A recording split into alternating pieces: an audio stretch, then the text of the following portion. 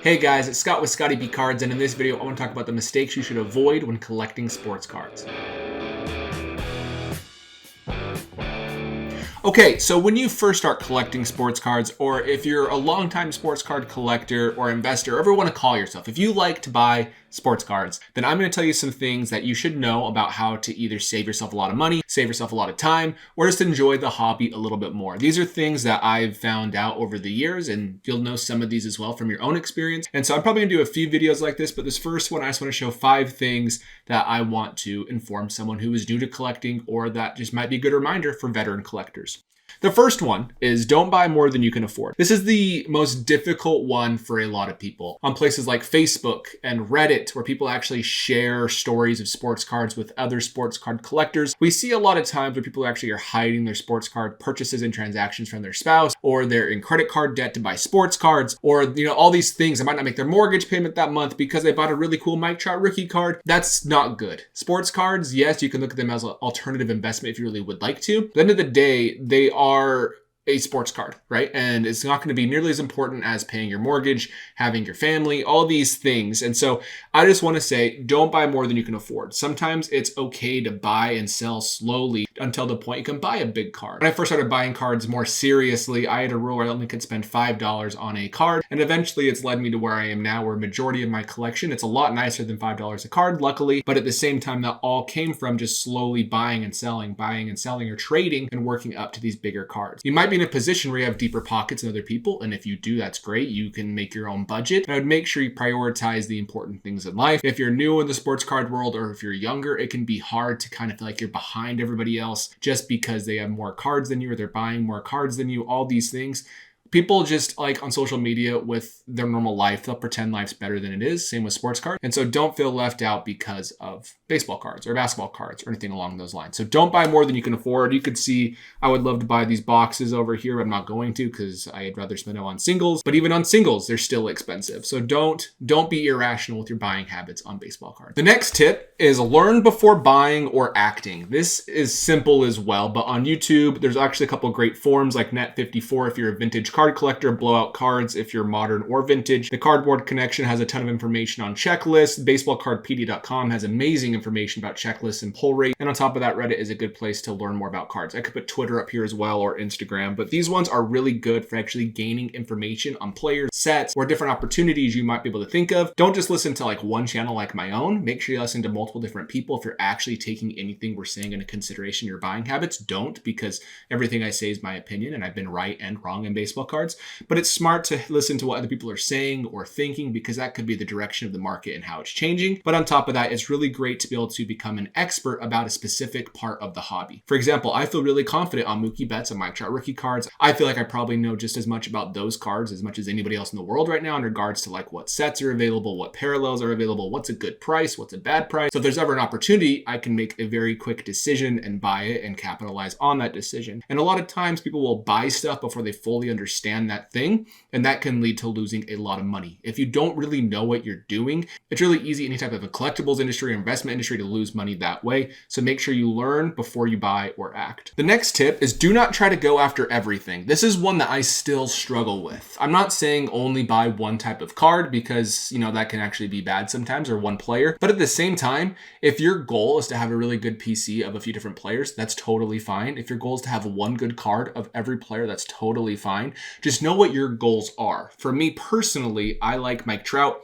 I like Paul Goldschmidt, I like Mookie Betts, I like Nolan Arenado, and I like Zach Greinke. So I focus on their cards primarily over players like Jackson Holliday or Vladimir Guerrero Jr. or Ronald Acuna Jr., Aaron Judge. You get the idea. I like all these players, and if somebody bought these players' cards, I think they could be a good opportunity. But for me, I know what I know, and I know what players I personally like, and so I don't try to go after all of these players. I actually don't do any prospecting whatsoever, because I don't really find as much enjoyment in that. And on top of that, I could do that for more monetary gain if I wanted to, and I have in the past, but it's just not what I like to do. And it takes away funds from things that I'm really good at, like more of the veteran type players where I can get a good deal and recognize those good deals and then make money off of those good deals. So it's okay to not have all these great players.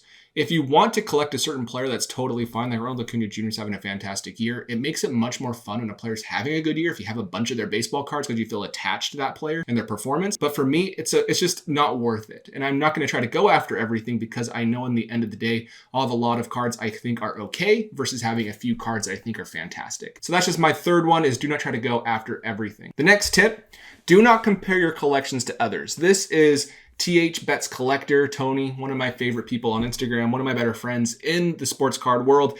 I love Mookie Betts, and I feel like my Mookie Betts collection is pretty good.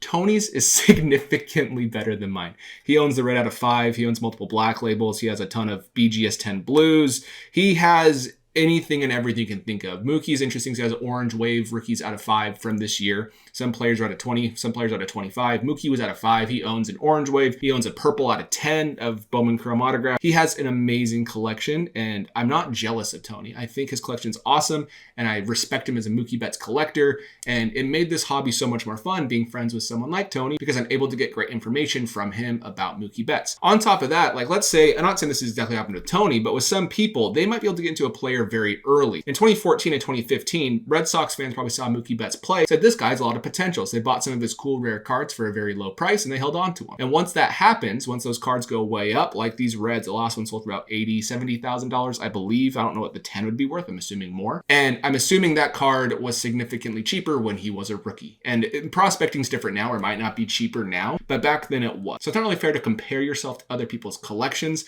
just because you don't know what they bought it for. You don't know what their, income is. You don't know exactly how much they're making, all these different things. And comparison is the thief of joy. It'll make your collection not very enjoyable, and you're always going to be looking for the next thing instead of enjoying the cards you currently have. So don't be jealous of others. People have different stages in life, and you might not be at a stage where you can buy, afford, or really can have these cards, and that's totally fine. Or you might have one of the best collections in the world, and if you're comparing yourself, that best collection in the world might not really satisfy you just because you're always trying to beat the next person. Almost always, there is someone out there with a better collection than you no matter what, and there's always someone with a worse collection out there than you no matter what. If your goals are to make your collection better, do that slowly and consistently. Don't go out and try to beat someone just because their collection's better. That'll make this hobby not fun whatsoever. And my last tip about enjoying the hobby is have a side collection where money does not matter. So yes, you might look at this as like, hey, I hope these cards go up in value. I hope that these will be worth more. I'm just collecting for fun. Whatever it is, I would say no matter what, have one player or one team or one set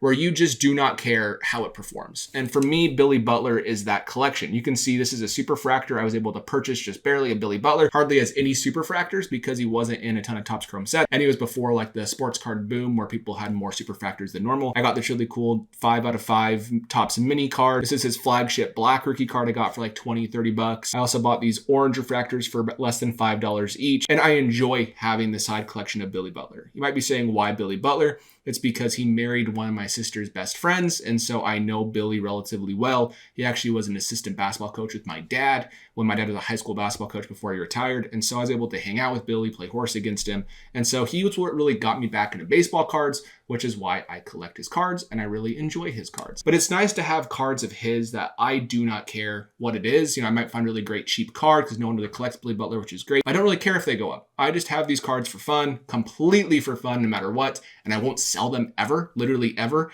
And so for that purpose, it's nice to have a true collecting side if you are looking to collect, invest, flip, other side. It's nice to have one player or one set or one team that you can do this for. So those are my 5 tips for today. I'll probably release 1 or 2 more videos like this with other tips because I don't want to make this video too long. Let me know in the comments below what your tips are to newer collectors or veteran collectors just to remind them of how to enjoy the hobby, and I will see you in the next video.